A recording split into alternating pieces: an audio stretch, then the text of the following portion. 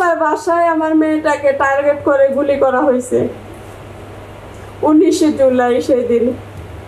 এখন আর কেউ বলবে না মা, আম্মু আম্মু গো, তোমাকে অনেক ভালোবাসি, তুমি অনেক সুন্দর, এই কথা আর কেউ বলবে না। আমি এগুলো এখন থেকেই চিন্তা করতেছি কিভাবে আমি ঈদ কাটবো, কিভাবে ঈদে বাড়াতে যাব।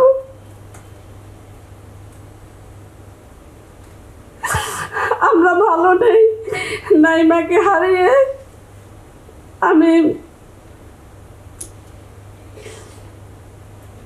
মানসিক ডাক্তার দেখাইতেছি। আমি আমার সন্তানেরা টমাটাইজ আছে, এখনো টমা থেকে বের হতে পারে নাই।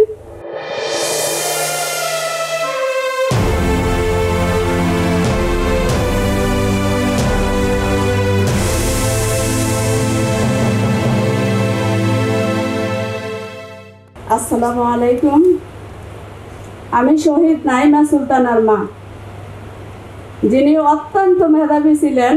প্লে থেকে প্রতিটা ক্লাসে রুল 1 চালিয়ে আসছিলেন। এবছর এসএসসি পরীক্ষার্থী ছিল। যে উন্নত শিক্ষা আর স্বপ্ন পূরণের জন্য রাজধানীর ঢাকায় আসলাম, সেই রাজধানীর ঢাকায় আমার মেয়ের জন্য কাল হয়ে দাঁড়ালো। আশা করি সবাই ভালো আছেন, কিন্তু আমি ভালো নেই। এই রমজানে ইফতার এবং সেহরিতে ভালোভাবে খেতে পারি নাই, এমনিতেই চোখের পানি আসে। এটা বলে বোঝানো যাবে না এই অনুভূতিটা কিসের কামনা। আমার মেয়েটা তো বাসায় ছিল, উত্তরা 9 নাম্বার সেক্টর 5 নাম্বার রোডের 4তলার বাসায় আমার মেয়েটাকে টার্গেট করে গুলি করা হয়েছে 19শে জুলাই সেই দিন।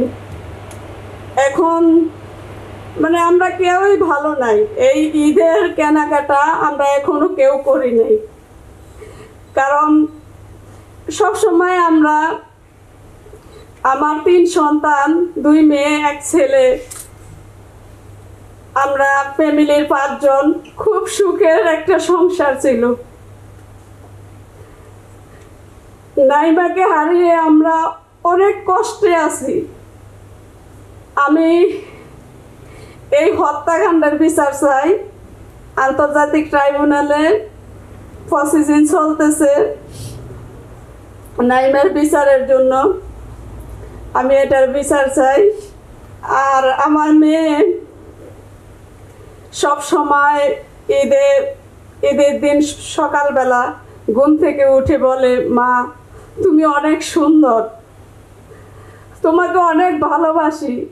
এখন আর কেউ বলবে না মা, আম্মু আম্মু গো, তোমাকে অনেক ভালোবাসি, তুমি অনেক সুন্দর, এই কথা আর কেউ বলবে না। আমি এগুলো এখন থেকেই চিন্তা করতেছি কিভাবে আমি ঈদ কাটবো, কিভাবে ঈদে বাড়াতে যাব।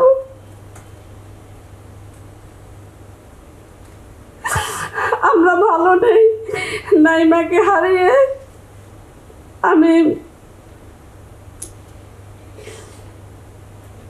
মানসিক ডাক্তার দেখাইতেছি।